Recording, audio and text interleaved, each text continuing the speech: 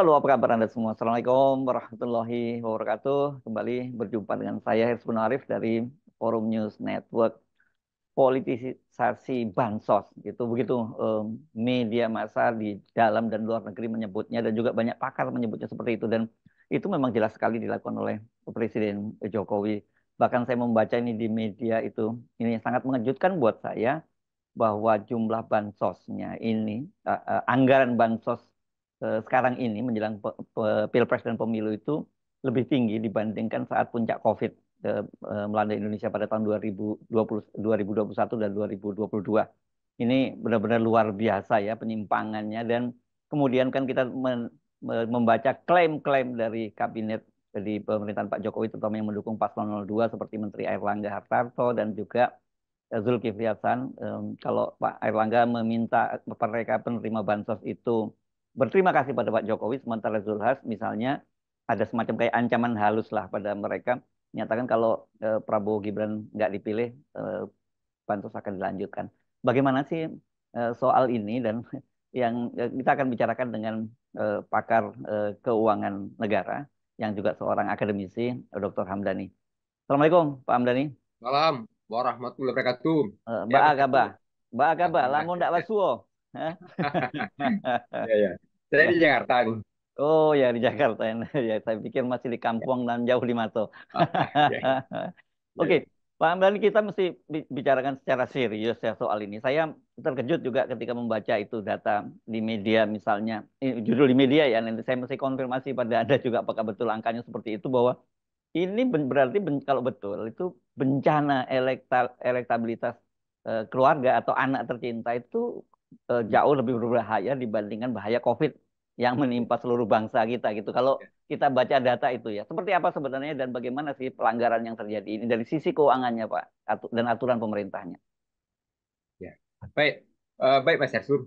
Jadi ini memang kalau kita cermati ya, pertama kita pisah dulu yang eh, apa tadi belanja Hmm. perlindungan sosial.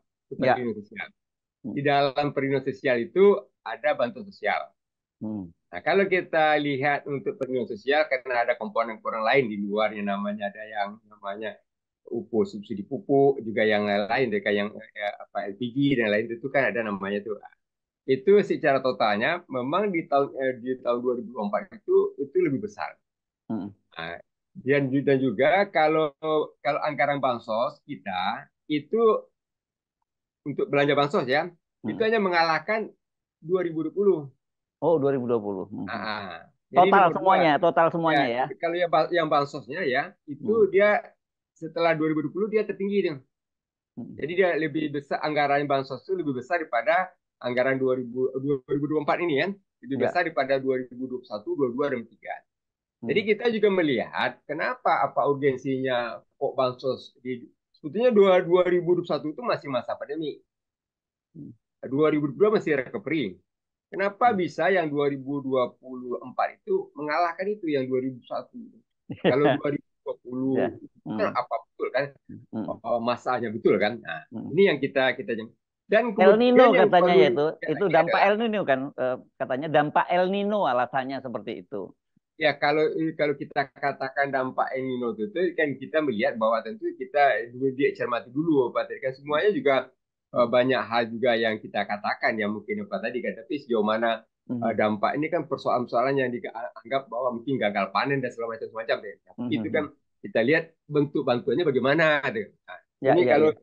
kalau kita mencermati kalau dampak El Nino atau bantuannya digelar di sana negara atau Hmm. digelar di apa tadi itu hubungan dengan sebetulnya kan kalau dampak El Nino itu kan tujuannya kepada petani di Hmm. samping dia diberikan dalam artian untuk yang sarana produksi dia yang Hmm. disubsidi tadi Hmm. itu juga diberi bantuan Hmm. bantuan bahan pangan tadi dan bantuan Hmm. yang berkaitan dengan kebutuhan-kebutuhan dia apa tadi bantuan tunai dia.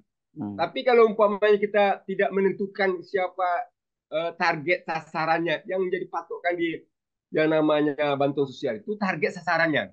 Hmm. Jadi dia pertama itu nggak boleh itu adalah tidak tepat, tidak tepat sasaran itu pelanggaran deh. Kalau dia pakai diberikan kepada orang yang tidak tepat, itu pelanggarannya itu adalah bahwa belanja negara kita itu tidak tepat sasaran itu. Itu yang Ya. paling esensi.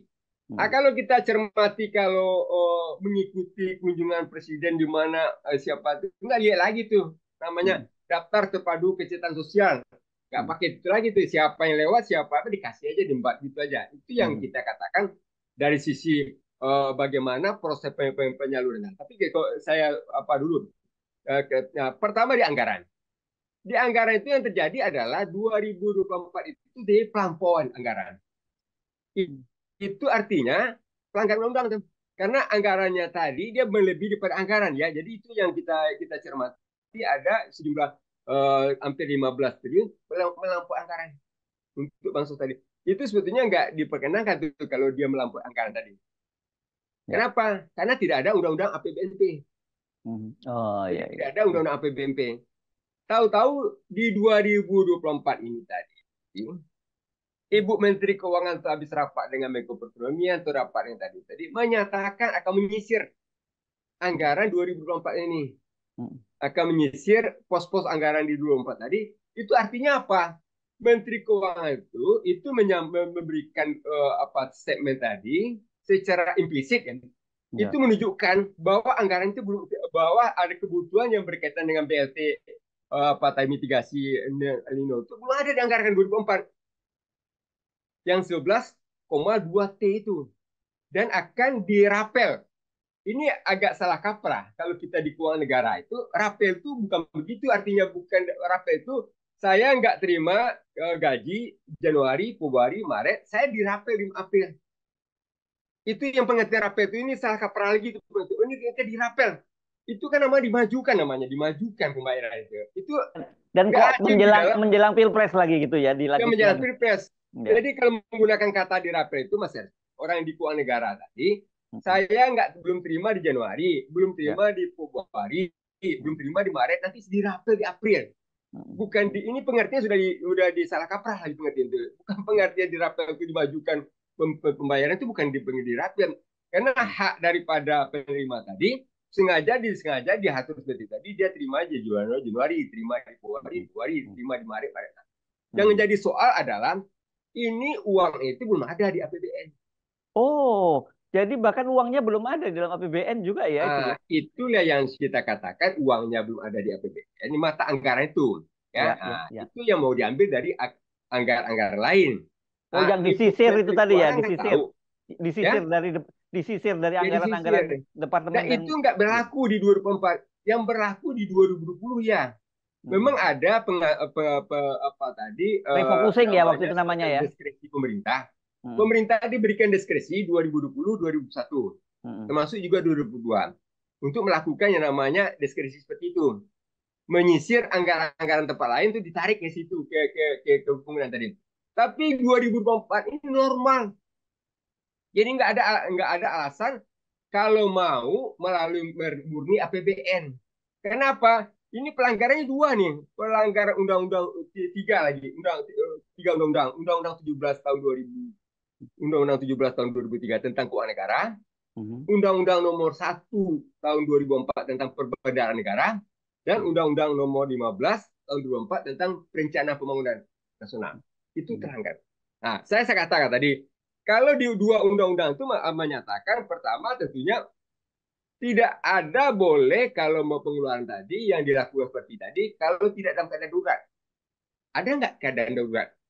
Jadi Hmm. nggak boleh ada uang dikeluarkan tidak ada anggarannya. Itu Undang-Undang 17 2023 ya tentang keuangan negara.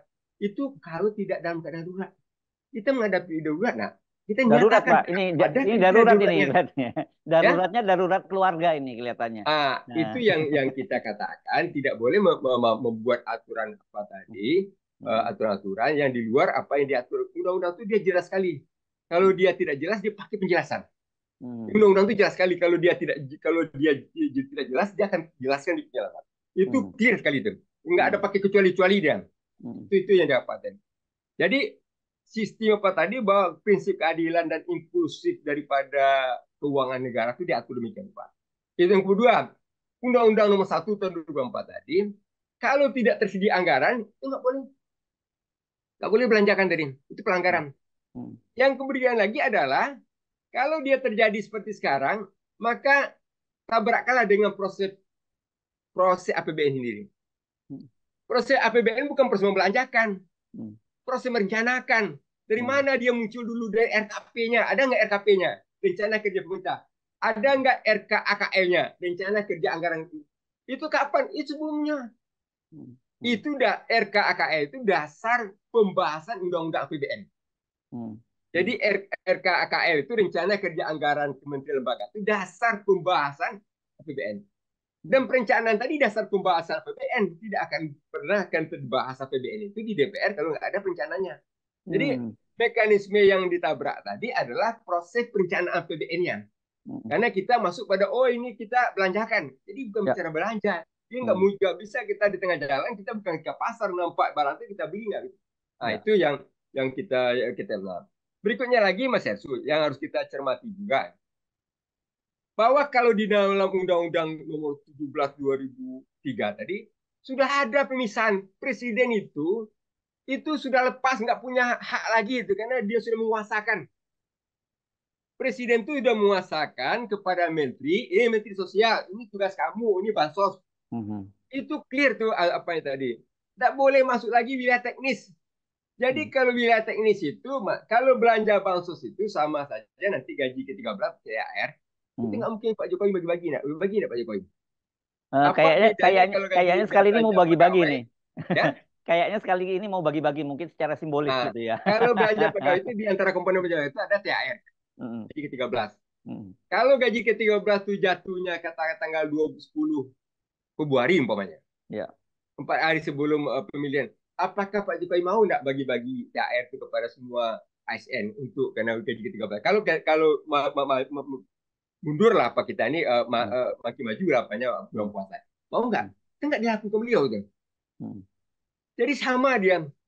Nanti ada bantu pemerintah nanti kan. Bantu pemerintah kepada mana saja kan kepada lembaga-lembaga apa. Itu Pak dibagi loh Pak ya. Karena dia nggak masif. Ini kan soalnya masif. Hmm. Menyangkut angka-angka yang tentunya dikatakan sangat berpengaruh signifikan sekali untuk pemenangan orang. Kalau angkanya menyangkut 20 juta, 30 juta, itu sangat Hmm. signifikan sekali. Hmm. Hmm. Apa Ya. tadi? Apa tadi? Nah, itu salah satu. Nah, kemudian kalau kita katakan kalau portofolionya itu adalah Kementerian Sosial, dia satu paket dia tuh. Hmm. Dia dari namanya dia penganggaran di sana, dia ada pelaksanaan anggaran sana sampai eksekusi anggaran di situ dia. Enggak Hmm. bisa-bisa deh. Enggak Hmm. bisa ujuk-ujuk tahu-tahu ada Mas Ersun, ada nantinya ada paket yang labelnya adalah bantuan presiden. Logonya ya. Hmm. Ada bantuan presiden kemudian istana presiden. Jadi nggak ada kata-kata istana presiden bantuan presiden. Karena siapa? Ini kan dikelola oleh Kementerian Sosial. Hmm. Hmm. Kecuali barang itu ada di Seknek. Hmm. Dan Seknek bukan portofolionya dulu Mas Ersu pada zaman-zaman sebelum apa itu kira 20 tahun yang lewat lah. Masih ada namanya Bampres. Ya, ya, ya, ya, ya. Nah, masih ada Bampres, ada Impres. Hmm. Itu masih sebelum 2023 lah. Masih Hmm. zaman-zaman apa tadi lah, Gus Ah. Dur bawah lah. Hmm. Jadi Mbak Gus Dur Habibie itu masih ada namanya Impres dan ada Bampres. Ya. Itu ada di Sekret- anggaran kepresidenan itu ada. Sekretariat negara ya, itu Ya, di sekretariat Seknek negara ada ya. itu dah. Ya, Nah, kan kesan setelah gini, itu tadi, sebentar Pak Hamdani, kan justru sekarang kenapa Ibu Risma tidak dilibatkan dengan ya. alasan kata kata staf khusus kepresidenan itu bahwa oh ini karena bansos ini melibatkan masalah kementerian atau lembaga teknis. Karena itu yang dilibatkan Bulog dan Badan Ketahanan Pangan Nasional yang dilibatkan, katanya begitu.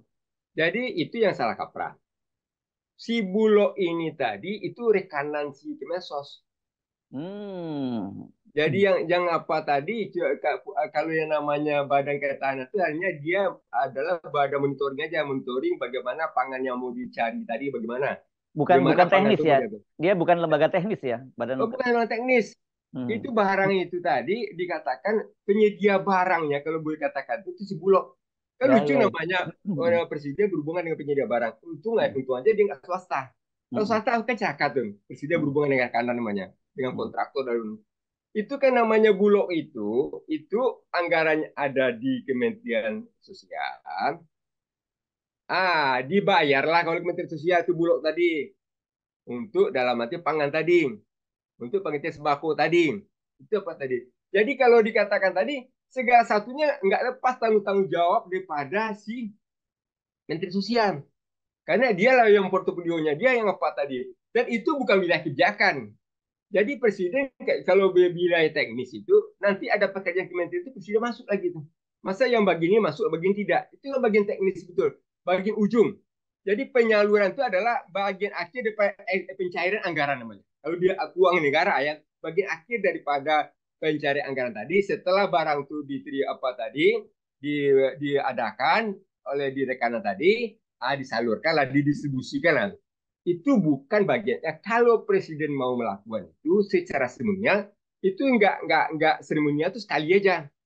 Oh dia bisa saja ada IP tertentu seremonial, tapi tidak semasif ini, Ya, jadi kayak kick off lah kalau itu kalau dalam manu gitu ya disebutnya ya. ya. Kick off gitu ya. Iya ya kayak tadi lah. Boleh Hmm. ya namanya unsur-unsur seremonial ya, Hmm. unsur-unsur apa peresmian apa tadi itu. Tapi bukan melakukan dan beliau mengirim kemana beliau apa tadi. Dan yang paling apa tadi, Hmm. dan waktu-waktunya. Hmm. Biasanya tuh nggak terjadi di Januari-Januari ini. Coba dicek dulu tahun-tahun itu nggak pernah terjadi.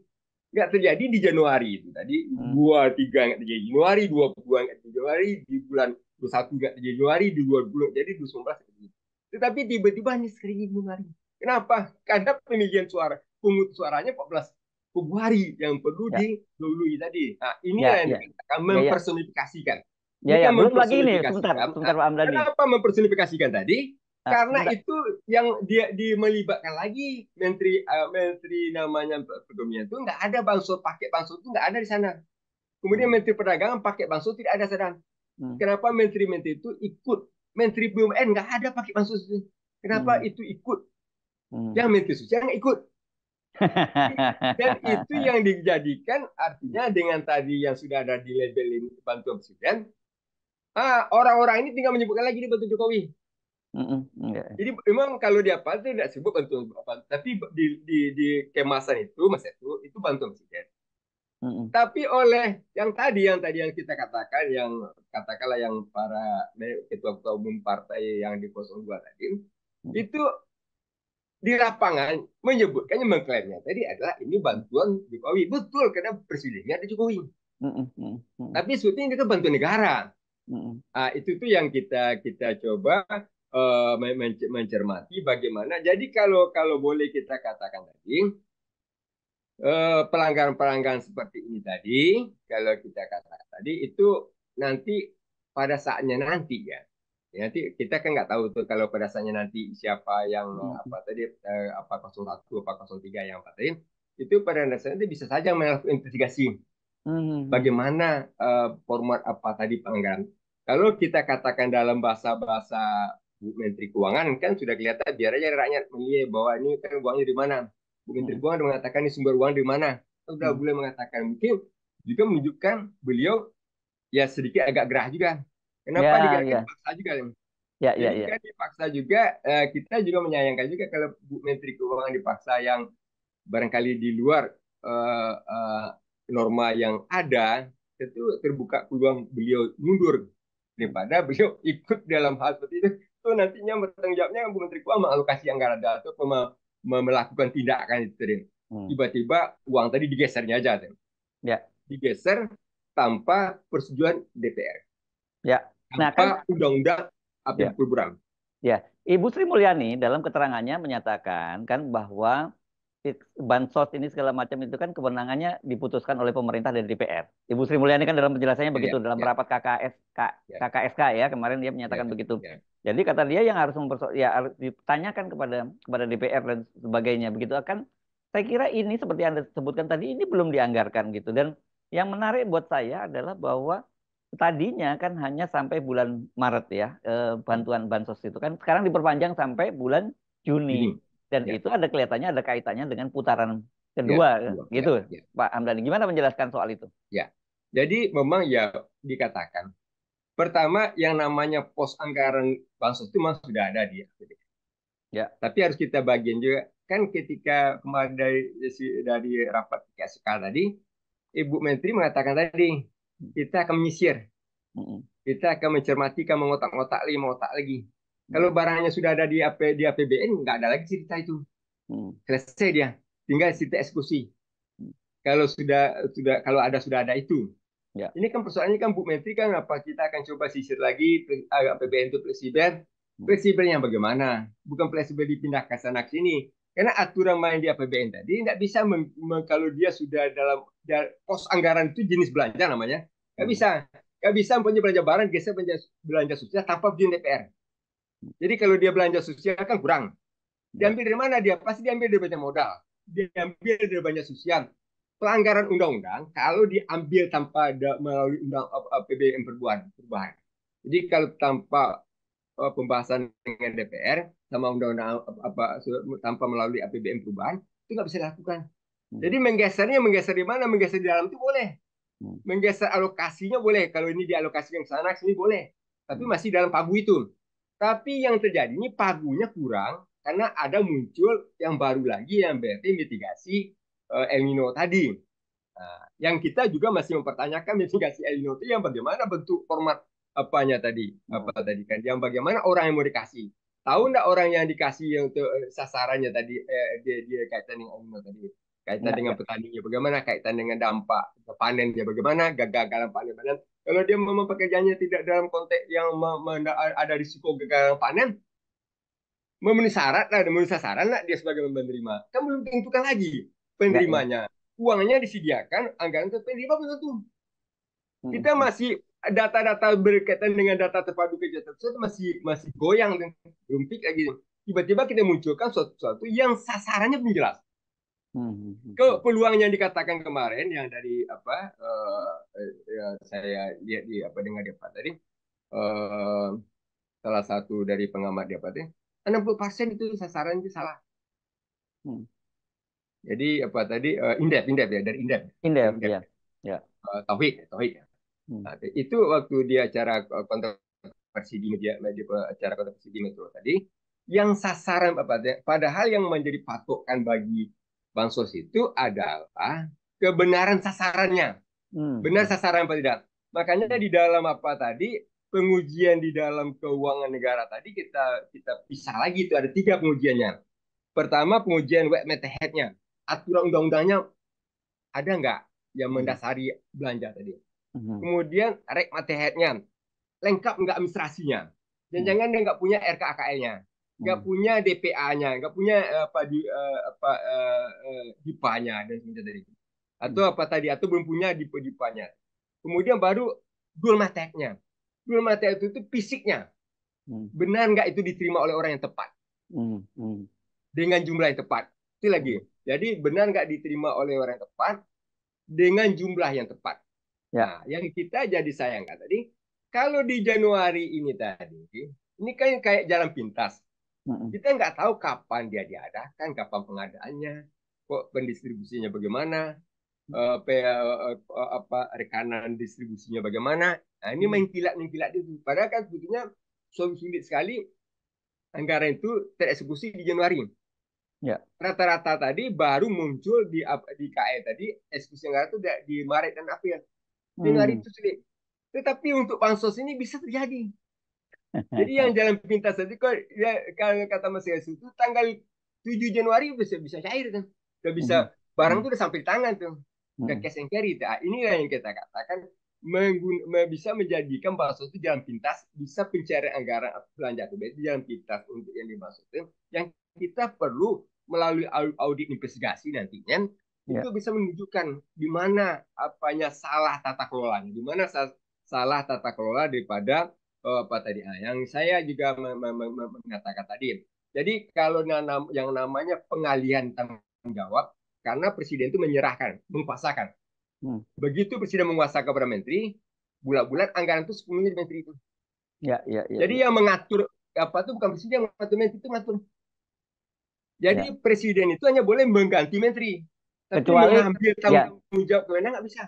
Oh, jadi kalau presiden jadi menteri sosial ad interim nggak boleh ya? Nggak bisa. Mengganti menteri bisa. Jadi kalau mengganti menteri boleh, tapi mengambil tugas dan fungsi dan tanggung jawabnya itu nggak bisa. Karena udah diatur. Dia melekat jadi secara atributif.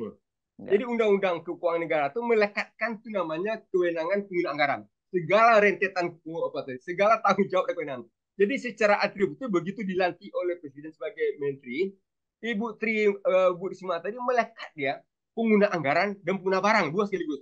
Pengguna anggaran, pengguna barang tanggung jawab penuh dia. Dia nanti delegasikan lagi ke bawah-bawahnya tadi. Ya, ya, Tiba-tiba yang di ujungnya ditarik oleh Presiden. Bagian mendistribusikan itu bagian di ujung tuh. ya, ya, oke. Bagian yang sangat teknis. Ya, Pak Hamdani, Anda kan tadi menyebutkan nanti ini kalau rezim berganti ya, kalau rezim nggak berganti saya kira nggak akan terjadi. Itu soal audit, ya audit investigasi itu. Apa konsekuensi hukumnya dari kalau kemudian terdapat pelanggaran? Oh iya, kalau dikatakan kalau ini kan pelanggaran pertama, kalau dikatakan tadi ada dua hal yang akan terjadi nih. Pertama, Ya. pelanggaran menyangkut masalah anggaran.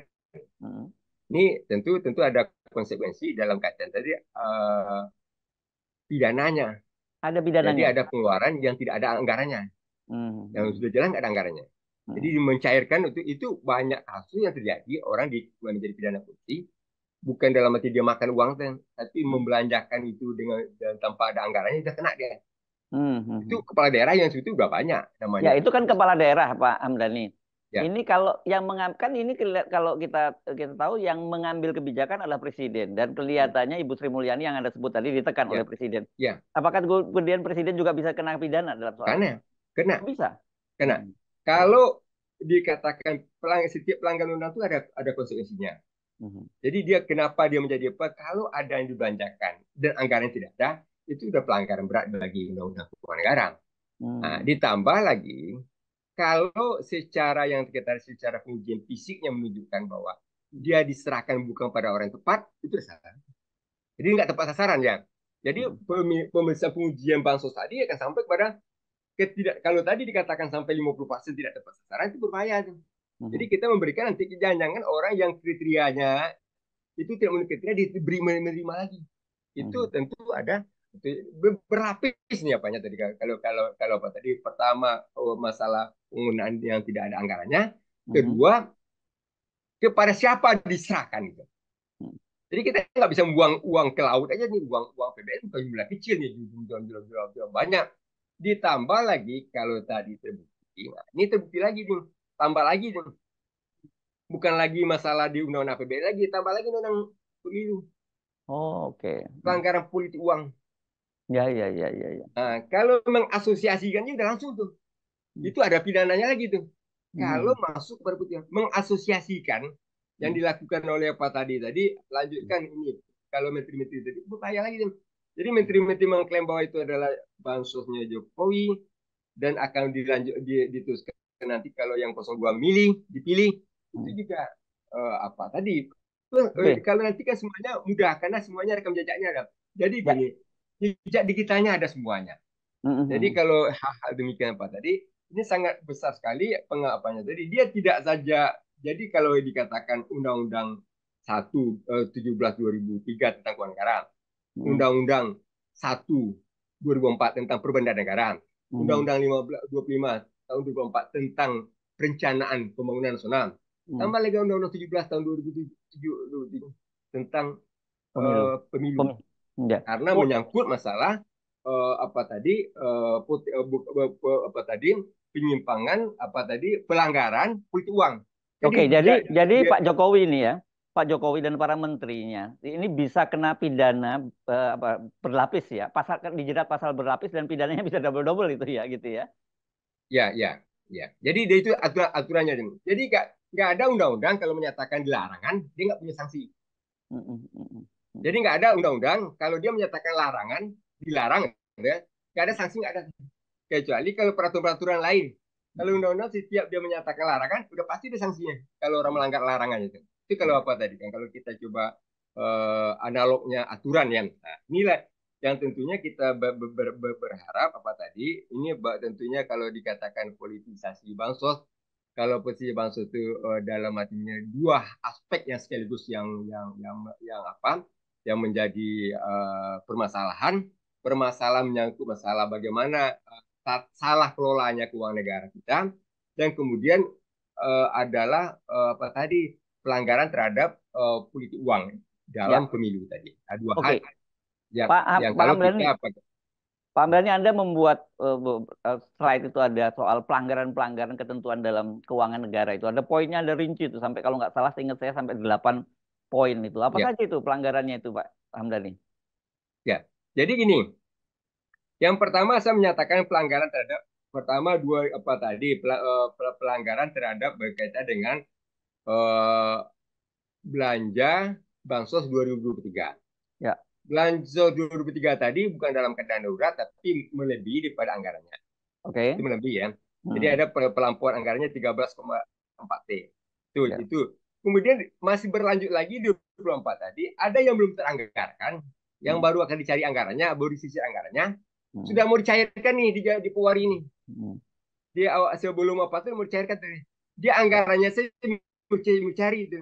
Berarti hmm, belum duduk lagi skema penganggarannya, bagaimana pembahasan dengan DPR-nya, hmm, DPR-nya apa tadi barang tadi, dia mau hmm, dicairkan. Itu hmm, mengambil uang kas daerah negara namanya. ya, Jadi kalau dia tidak dianggarkan itu sama artinya mengambil kas negara itu untuk disalurkan. ya, Karena titik bisa cairnya uang itu adalah ada anggarannya dulu, ada ya, belanja anggaran itu dulu, baru ya, ada skema-skema bagaimana, ada mekanisme bagaimana anggaran itu cair. hmm, Jadi kalau itu nggak ada gimana mau mencari? Berarti ngambil uang, uang nggak ada apa kita uang kas negara ditarik, ya, dia polanya ada nggak ada SOP bagaimana mencairkannya tadi. Ya, ada SOP-nya tadi dan itu yang tentunya yang apa tadi yang kita katakan dia. Kemudian juga kita katakan bagaimana yang tidak melalui proses perencanaan. ya, Karena proses perencanaan itu apa?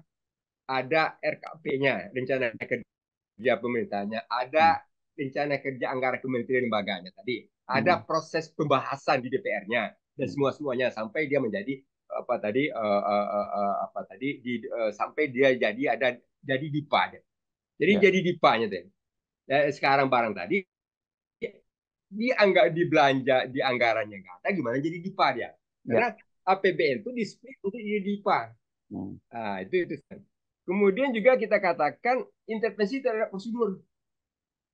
Jadi apa tadi campur tangan wilayah teknis itu ketika yang ditarik yang dia apa tadi Bu Mensos kan dia bidang portofolio dia, anggaran di dia, atau yang dibawa yang melakukan nanti itu adalah Pak Menko Perekonomian, ya, atau yang melakukan nanti itu adalah Menteri Perdagangan, hmm, atau yang melakukan nanti Menteri BUMN. Yang ketiga-tiganya nggak ada urusan itu. hmm, Kan ini urusan pencarian anggaran ini. Pencairan anggaran itu sampai barang itu diterima. Itu nggak masuk itu wilayah sangat teknis, bukan wilayah kebijakan yang menjadi tentunya bisa presiden masuk kalau itu wilayah kebijakan bagaimana arah pemberi bansos bagaimana arah, tapi teknis bagaimana bansos disalurkan itu nggak lagi arah kebijakan tuh. Nah, itu ya begitu. Nah, itu yang kita katakan termasuk juga apa tadi mencarikan kemasan itu. Jadi mencari kok berada di apa tadi kok sampai-sampai berada di istana negara pakai kemasan bantuan presiden, pakai logo istana presiden. Karena yang notabene-nya barang itu adalah dikatakan bukan dalam arti pemberian presiden atau nggak bisa diklaim sebagai pemberian presiden, tapi ini adalah bagaimana bantuan negara kepada masyarakatnya yang memang perlu mendapat perlindungan sosial sesuai dengan amanat konstitusi kita. Nah, kira-kira gitu Mas Yusuf. oke, Pak Hamdani. Jadi ini memang sangat serius ya, Pak Hamdani ya. Tapi siapa yang bisa melakukan pencegahan? Karena ini kan penanggung presiden dan dia yang berkuasa dan kelihatannya menteri-menteri termasuk juga Ibu Sri Mulyani saja tunduk semua begitu dan DPR juga sampai sekarang tidak seharusnya fungsi pengawas kan di DPR ini Pak Hamdani ya. Ya, ya. Jadi pertama Mas Yusuf, kalau kita ikuti dalam 1 2 hari ini kan beberapa yang dari kalangan apa tadi akademisi baik UGM, UI maupun yang namanya UI maupun juga Universitas Andalas ya, Andalas Padang tuh ya. Itu kan sudah menyampaikan suatu bentuk apa tadi Keprihatinan semacam lah ya, ya keprihatinan ya. keprihatinan pernyataan keprihatinan salah satu dari pernyataan itu masalah bansos itu. Jadi salah satu yang disinggung masalah keprihatinan tadi kalau boleh dikatakan tadi eh, dari para guru besar ataupun para akademisi tadi mempersoalkan cawe-cawe Pak Jokowi terjauh. Jadi cawe-cawe terjauh tadi, jadi cawe-cawe terjauh jadi begini, lebih berbahaya presiden tadi kampanye terselubung yang saya kata-kata dibandingkan kampanye nyata. Kalau kampanye itu kan nggak tahu kita apa tadi, bagaimana nantinya Pak. Ini kalau kampanye nyata, kalau nyata kan beda lagi kan. Walaupun sebetulnya kampanye nyata ini terkendala karena beliau kan bukan masuk tim, kan nggak terdaftar sebagai tim kampanye. Jadi jadi mungkin barangkali kenapa langkah ini ditempuh oleh Pak Jokowi karena beliau juga menyadari kampanye terbuka beliau terbatas. Kenapa kan nggak terdaftar di awal? Jadi kalau mau kampanye terbuka terdaftar di awal. Kalau terdaftar sebagai sebagai tim kampanye tentu ada lagi konsekuensinya cuti. Jadi itu salah satu yang beliau tidak tempuh. Jadi yang paling mudah, yang paling aman barangkali yang agak agak apa tadi adalah yang kayak ini. Tapi ini kalau kita cermati bisa tergolong kampanye terselubung. Jadi yang seperti ini tadi kan bisa tergolong kampanye terselubung, apalagi itu di di apa kan tadi orkestrasi juga oleh apa tadi ya orang sekitar beliau, apakah oleh Pak Erlangga atau Pak oleh Bahlil atau Pak apa tadi Zulkifli Hasan apapun Pak itu kalau diorkestrasi tadi kan itu bisa menjadi suatu hal kampanye terselubung untuk AHA seperti itu. Itu. Kampanye terselubung yang dilakukan secara terang-terangan. Kan Ya, gitu. ya, Ya, ya, ya, ya. ya. Oke, Ya, ya. ini luar biasa sekali ya. Ini apa ya? Kemaksiatan saya kira ya, kemaksiatan dalam mengelola keuangan negara ini levelnya sudah ya. Ya. Ya, Baik, terima kasih Dokter ya. Hamdani. Terima kasih. Ya. Terima Assalamualaikum kasih. warahmatullahi wabarakatuh. Assalamualaikum warahmatullahi wabarakatuh.